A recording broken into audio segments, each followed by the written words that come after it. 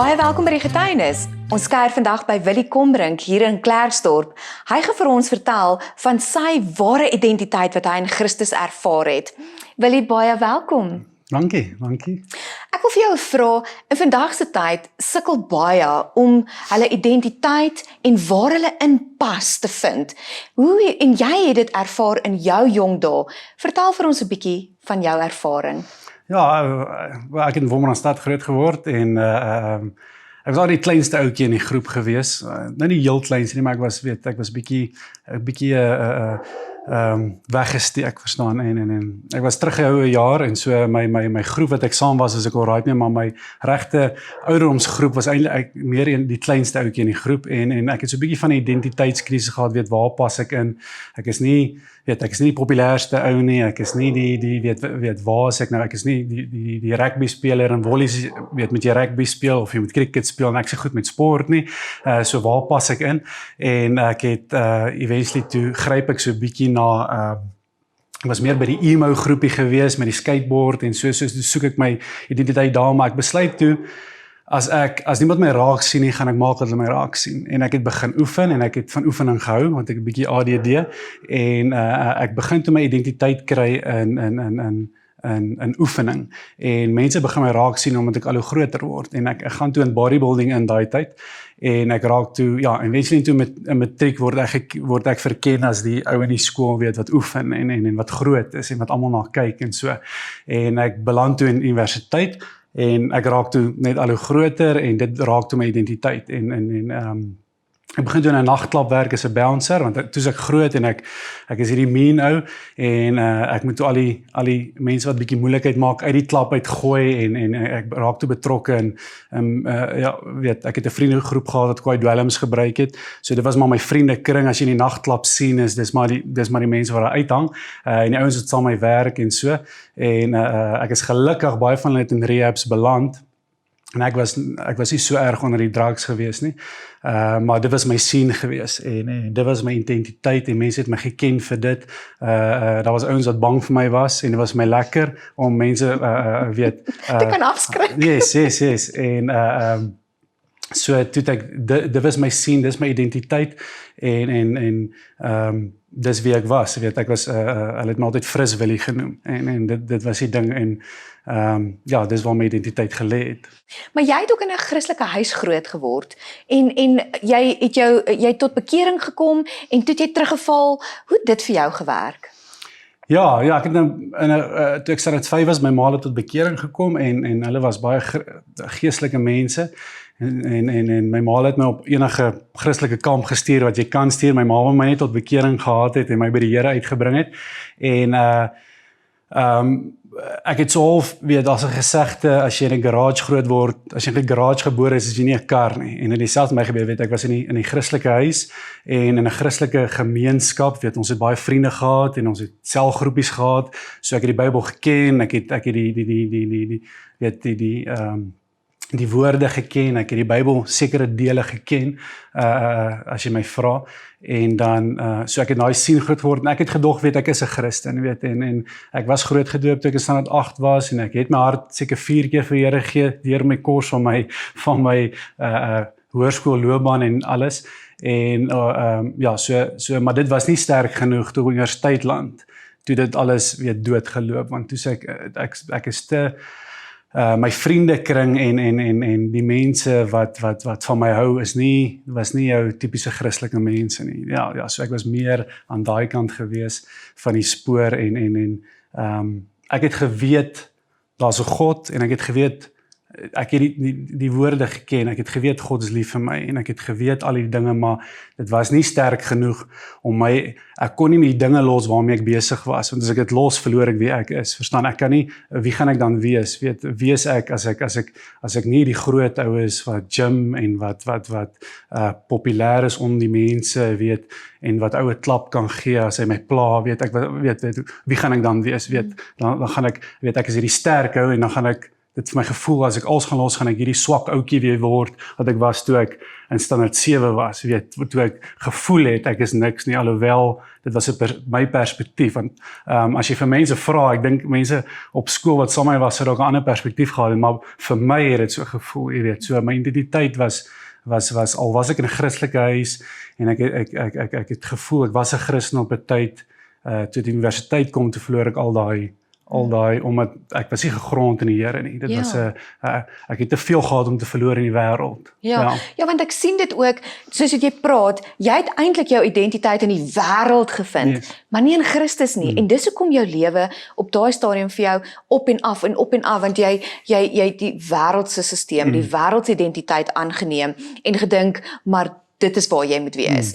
En so het jy op 'n stadium gekom dat jy gedink het, jy is geroep om te studeer vir 'n pastoor. Yes. Ja, so net vinnig vertel, stap ek in my kamer eendag in en die Here kom gryp my en ek sê altyd die storie van Hosea, ek het die storie van Hosea geken, maar dit het my kom sin maak toe ek tot wedergebore gekom het en dit in my siel het ek geweet, die storie van Hosea is Hosea wat die prostituut trou en sy los hom vir ander mans en hy gaan terug uit liefde uit en hy gaan koop haar terug. Hy gaan koop sy eie vrou terug wat hy nie hoef te doen nie. Dit is sy vrou, so hy is nie supposed om haar te gaan koop nie.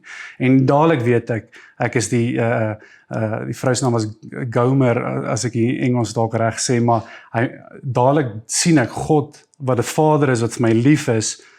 Hy hoef my nie te kom koop nie en hy kom koop in my terug en dit snap my, maar hierdie goed maak eintlik nie saak. Ek bedoel, hier het ek 'n pa wat vir my lief is, die God van die heelal, die weet, dis te groot om te beskryf dat God besluit op hierdie klein planeetjie is hier 'n persoon en dis nie iets wat God plan B was nie. Weet, God het met my getrou, as ons dit nou simbolies kan sit, voor die aarde nog bestaan het, voordat ek nog gebore was, voordat enigiets, het God gesien, luister, ek gaan vir hierdie mense lief wees, maar hulle gaan teen my draai, maar ek is so lief vir hulle, dat ek hulle gaan terugkoop deur Jesus Christus, en dit maak vir my sin, toe ek tot wedergebore kom, want toe begin my gees verstaan, waaroor die Bybel gaan.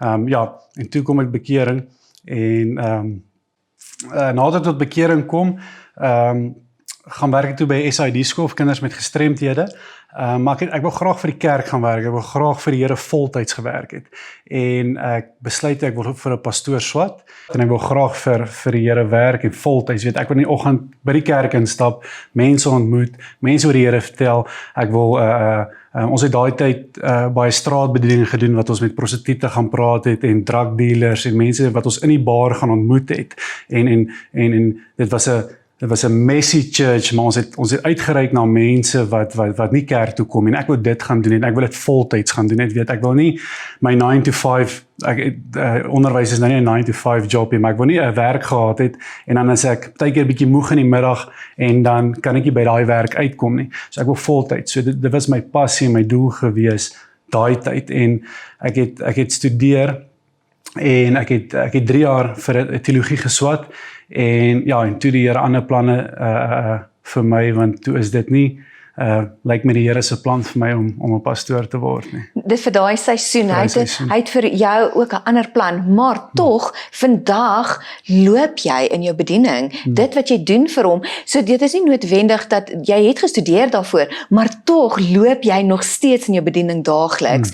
Jy het vir my so mooi verhaal vertel van hierdie seentjie en hierdie pa, wat na jou gekyk het, en vertel net vir ons 'n bietjie van hierdie seentjie verhaal. Yes, toe ek nog ek het in Alberton gebly, was eers toe ek net begin werk het, en daai was ek nog baie groot gewees, en ek was op pad Checkers toe, en had 'n seentjie en sy pa uit Checkers uitgestap, en die seentjie was so 4 of 5, baie klein seentjie, en sy pa was, soos ek altyd sê, dit was regtig nie 'n grootste mens gewees, dit was 'n kort ouetjie gewees, maar ek sê elke keer as ek die storie vertel, dis daai tipies ou wat op die stoel staan en die muis vir sy vrou sê, maak die muis dood, jy weet, so, was nie die mees fisiese ouetjie nie, en die 2 ouetjies kom aangestap, en sy seentjie sien my, en hy sê, "Yo, Dad, look at that guy, look at his muscles, look how big he is." En sy pa lag en ek lag en ons kyk vir mekaar, en die seentjie kyk my so en ek kyk sy pa so, en hy vra vir hom, Dad, can you take him? En sy pa, soos, weet, hy kyk my so, nou lag ons altyd vir hierdie storie, want almal weet, sy pa, as jy na die opset gekyk het, sy almal gesê het, die pa gaan nie wen nie. Ek sou die fight obviously gewen het, en die pa lag, en hy kyk my so, en hy kyk vir sy seentjie, en hy vra vir sy seentjie, what do you think, son? En sy seun kyk vir my, en hy kyk vir sy pa, en hy sê vir sy pa, yes dad, I know you can. En dis 'n storie wat my vasgesit het, een van my, ek het 'n tattoo wat gaan oor Habakuk, en Habakuk sê vir die Here, kom tot die besef dat dit gaan nie oor my probleem wat altyd weggevat word, en dit gaan oor my probleem wat daar is, maar as 'n pa wat sy hand uitsteek, en ek loop soos daai seentjie, en ek hou my pa se hand vas, en ek gee nie om of ek deur hierdie ou sal my pa gaan stap om of oor nie, maar ek glo, al lyk die situasie vir my hoe groot, hierdie berg, ek was daai seentjie se berg wat voor hom gestaan het, hy het nie 'n saak gehad nie, hy weet sy pa is die sterkste, en ons verhouding met die Here moet so wees, is dat daai is jou pa, en hy strek sy hand met jou uit, en hy wil saam met jou stap, en daai storie het altyd in my vasgesit, ja. Jy het hierdie jaar deur iets gegaan, maar voordat jy nou vir my daarvan vertel, jy het jou ware identiteit uiteindelik, na soveel jare, het jy gevind dat die wêreldse identiteit nie vir jou werk nie.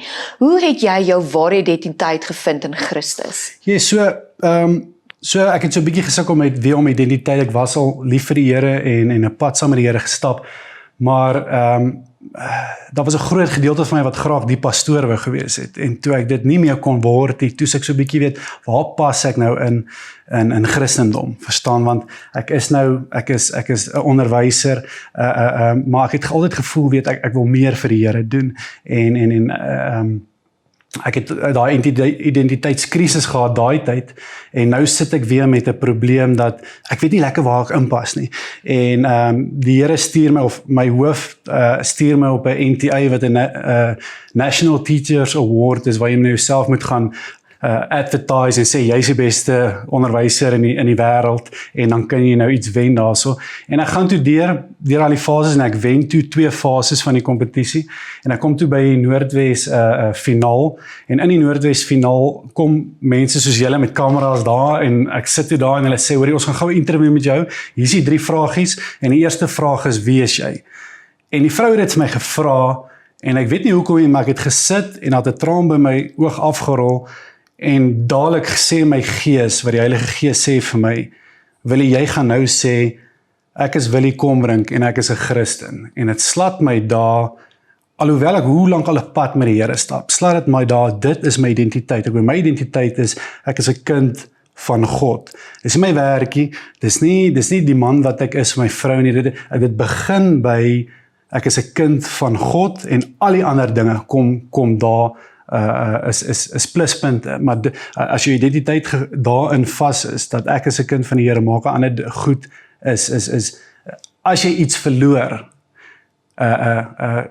tref het jou nie so hard, want die belangrikste ding van jou is, ek is 'n kind van die Here, en daai dag beslat dit my, ek weet, dit is my identiteit, dis wie ek is, en as ek terugkyk op my lewe, en my tienerdae, dis wat ek gesoek het, jy weet, ons almal is dors, en ons almal soek ons identiteit, maar ons is dors vir iets, en Jesus sit, en hy sê, ek is die lewende water, die wat van my drink sal nooit weer dors wees nie, en daarso toe ek besef, my identiteit, dus het asof ek, my thirst vir iets, kalmeer daar, en sê, luister, ek is nou versadig, ek het die brood van die lewe gekry, ek het die water gekry, ek is nou alles, my identiteit is vol in Christus. Absoluut. Ja. En hierdie jaar het jy dit so ervaar, jou identiteit, want toe jy nou sê, al verloor jy iets, dan maak dit nie vir jou saak nie, en jy het amper hierdie jaar iets verloor, want jy het gebid en vir die Here gevra, as daar iets tussen ons staan, vat dit weg, en vertel vir ons daarvan. Ja, so is my verhouding met die Here, dat ek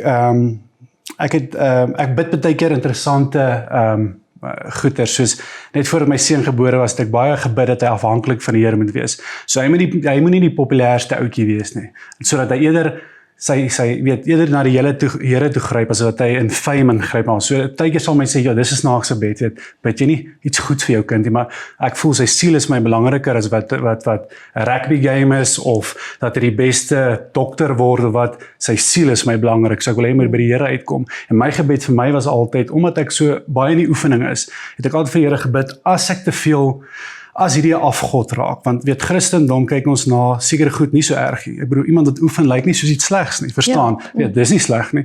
En dus bid ek altyd Here, as ek te veel tyd spandeer, as ek mense afskeep, as ek iets doen wat my verhouding met U kompliseer of dat ek minder tyd saam met U spandeer, laat ek my bene verloor of laat ek my arms verloor eerder as dat ek my siel of my verhouding met my pa verloor, verstaan?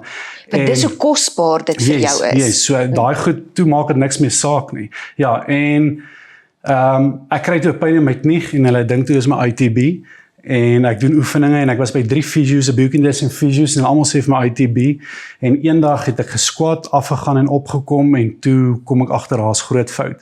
En ek het huis toe gegaan. Ek het eers gaan pynpille en goed koop en ek gaan huis toe. En ek het by die huis gaan staan en ek was in baie pyn. Ek het my hande so op die kas gesit en ek het begin huil en 'n vrou wat by ons bly het ek geroep en gesê asseblief my vrou bel dat ons hospitaal toe gaan want ek kan nie die pyn vat nie, dit is verskriklik seer. En ek gaan toe hospitaal toe en die dokter sê nee, hier's groot fout. En hy stuur vir my vir al die tunnel scans en al die dinge en ek lag altyd, ek sê ek het vir een meisietjie gevra, sy doen nog die scan en sy kyk so en ek vra vir haar, weet sien sy iets want ek het al gehoor hulle het gepraat van 'n gewas. En sy kyk so en sy sê nee, daar's niks nie. En ek sê toe, "Yes, dis great." En sy sê nee, dis die probleem, daar's niks been nie. Ja, die hele gewas het jou been vernietig. En toe basically die gewas al hoe groter geraak en my been verplaas en daar's eventually niks been nie en my femur het toe eventually toe horisontaal gebreek en uit afgebreek. En toe sê die dokter, kom die dokter na my toe sê, luister, dis 'n groot probleem.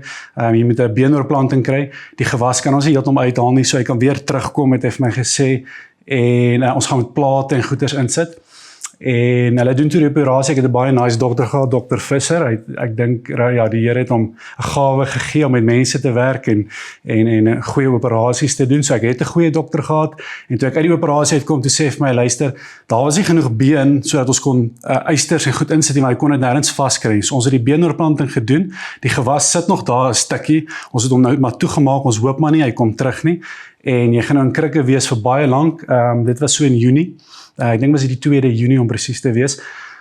Dit was so net so na, my kind was 'n maand oud, my seentjie. En toe, so in die lockdown, toe sê hy, ja, dit was die 2de, toe sê hy, gaan so tot Desember sukkel met die krikke en alles. En dan Desember sal ons dan weer oorleer loop. So ons het grappies gemaak, ek en Luke, my seentjie, sal saam leer loop dan. Ons gaan kompetisie hou, wie loop eerste. En ja, en toe kan ek nie loop, ek het 6 weke in die bed gelê, maar die storie agter dit is dat terwyl die suster met my praat, die dokter met my praat en al die mense met my praat oor ek gaan, weet, hier's groot moeilikheid en weet, ek gaan dalk nie weer kan, die dokter het daai vir my sê, ek gaan nie weer kan enige gewigte doen of hardloop, ek moet vergeet daarvan, ek moet weer begin fietsry, dalk sal ek eendag kan doen, maar al my oefening, daai goeters was uit gewees. En terwyl hy dit vir my sê, en dis my passie, en ek doen baie powerlifting, en ek hou van powerlifting, so dis my passie, weet, terwyl hy dit vir my sê, en almal dit vir my sê, was daar ek het geen gevoel van, dis 'n groot ding, of wat gaan nou aan, hoe gaan, weet, ek het nie kwaad geraak nie, ek het nie hartseer geraak nie, ek het nie gevoel ek verloor eers iets nie. Ek het op 'n oomblik gedink, weet, as die dokter nou maar 'n probleem sien en hy sien ons gaan nie kan opereer nie, sny dan nou my been af bo die knie en dan sal ek nou maar leer om met een been te loop, maar ek het in my gees was ek so, God was my so alles, dat op hy oomblik was, weet jy wat, as ek my been verloor, ja, so wat, dis nie wat vir my saak maak, jy weet, ek gaan in elk geval my bene eendag vergaan, weet, dis nie wat vir my belangrik is, wat vir my belangrik is God, en my identiteit in God, en my pa, wat vir my lief is, en hierdie ding het nie gebeur, sonder dat God daarvan geweet het nie, en ek is in God se hand, so of ek nou my been verloor, en of my been gaan regkom, dit maak nie saak nie, en dit was my 'n groot skok, toe ek op my bed lê, en as jy vir Willie so 4 of 5 jaar terug gevra het, selfs na my bekering, weet, jy kan dalk jou been verloor, hoe gaan dit jou lewe impakteer? So ek as 'n sportou, as 'n sportman wat geken is vir iemand wat oefen, iemand wat dis my lekker om te oefen. Partykeer oefen ek het op 'n tyd 3 keer 'n dag geoefen. As jy dit vir my 5 jaar terug of 7 jaar terug of toe ek 'n tiener was gesê het, ek dink dat toe ek 'n tiener was, kon ek maklik selfmoord pleeg. So erg was oefening vir my as ek moet terugdink. Maar as jy vir Willie so 'n paar jaar terug gevra het, sou ek vir jou gesê het, luister, dis baie erg maar dit het net nie gebeur nie, want my identiteit en my siel en my geluk en my vrede het nie gekom uit my oefening uit nie, het nie gekom uit my bene uit, dit kom nie uit my finansies uit my huis uit my kar uit, dit kom uit niks, dit kom uit God uit. So ek kan enigiets verloor, maar jy kan nie God wegvat nie. So ek het nie 'n probleem. Absoluut. Ja. En dit is waar jou ware identiteit lê. En dit is wat die verskil maak van jou ware identiteit in Christus en jou identiteit in die wêreld. Yes. Jy kan albei, jy kan dit afweeg en jy kan sien dat die ware identiteit in Christus die regte pad is om te volg. Nee. Nou, Willie, as jy nou uit jou ondervinding en jou ervaring met jou identiteit, hoe kan jy vandag iemand motiveer? Wat 'n woord het jy vir iemand vandag? Ja, as ek mense kan motiveer om te sê, dink aan die storie van die seentjie wat sy pa vashou in elke situasie wat ons ingaan. As jy 'n slegte ervaring het van jou wêreldse pa dalk, moenie dit op God sit nie. God is 'n goeie pa en God strek sy hand altyd uit en hy sê luister, ek is hier om saam met jou te stap, en as jy weet in elke situasie is God daar, jy moet net sy hand vat. As jy dit weet en jy weet hoe lief God vir jou is, kan jy enige situasie aanpak, enigiets verloor. Ons kom nou uit 'n COVID tyd uit wat baie mense hulle werke verloor het en daar's sekere goed wat nou in Suid-Afrika gebeur wat mense baie afbring en hartseer maak en kwaad maak maar as ons identiteit in God lê en ons geluk en ons vrede lê in God, kan niemand iets by jou vat en niemand kan jou seermaak nie, want hierdie shell van 'n lyf gaan gaan. Jou gees is in God, jou gees is God is lief vir jou gees, mens, en niemand kan aan dit raak nie. So as jy aan dit kan vashou, is daar niks wat jy nie kan doen nie, niks wat jy niks kan jou geluk impakteer as dit in God lê nie. Ja, dis die boodskap. Absoluut. Yes. Jo, dankie vir jou boodskap en dit gee soveel inspirasie.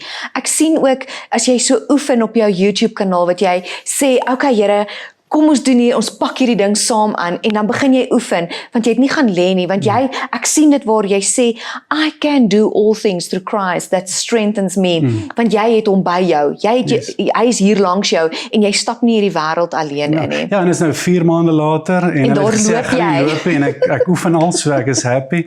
Ja, so dis net die Here se genade. Ons gee hom al die eer. Wil jy vir ons afsluit met gebed asseblief? Kom ons bid saam. Vader, ons bring al die eer aan U. Vader, is net U wat goed is, Here. Dis net U wat ons harte kan volmaak, Here. Ons is almal gebroke mense wat na iets smag, Here. Ons dors vir iets, Here. Ons is honger vir iets en ons gryp dit meeste van die kere na die verkeerde dinge, Here, na dinge wat ons dors nie gaan les nie, Here, wat ons honger gaan laat, Here.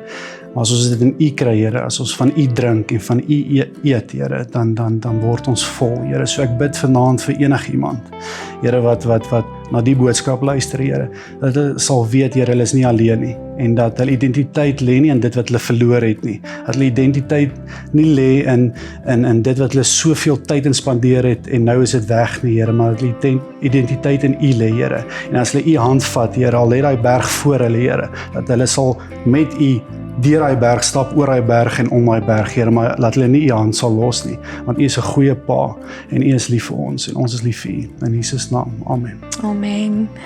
Willie, baie dankie vir jou getuienis. Dankie dat jy ook bereid was om jou getuienis te deel met die kykers en dat jy verskil maak, dit wat jy doen in kinders se lewe waar die Here jou geplaas het vandag ook, dat jy verskil in iemand se lewe maak en ons sê net dankie vir dit. Ek en Pieter het vir jou 'n beker. Nou jy het nou gedink ons gaan nou maak of ons uit 'n beker uitdrink, maar hierdie is eintlik jou beker sodat jy regtig uit hom uit kan drink. Yes. Sodat wanneer jy daaruit drink, dan kan jy dit jou herinner wat die Here vir jou gedoen het en dat jy nooit ophou sal getuig van dit wat die Here vir jou gedoen het nie, want jy kan 'n verskil in iemand se lewe maak.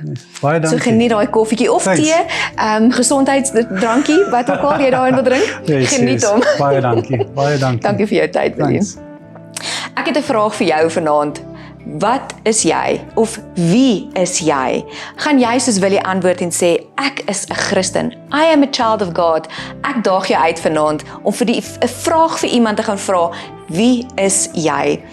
Dan wil ons ook net vir julle sê baie dankie dat julle deel was van hierdie getuienis. As julle daarvan gehou het, kan julle vir ons 'n thumbs up stuur en dan ook as julle gebedsversoek het, kan julle vir ons 'n e-pos stuur. Ons sal vir julle intree. Vir die wat 'n getuienis het, moenie stil bly nie. Die wêreld moet weet dat ons 'n liefdevolle God aanbid en dat hy wonderwerke elke dag in mense se lewe doen en hy gee om vir jou. Hy wil 'n verhouding met jou hê. Ons wil julle net groet in die naam van Jesus en dan groet ons julle tot 'n volgende keer. Shalom. Ja, wat Wat het ek gevra? Ekskuus. Sy wil jy tissue hê? ek kry. Okay. Sorry vir dit.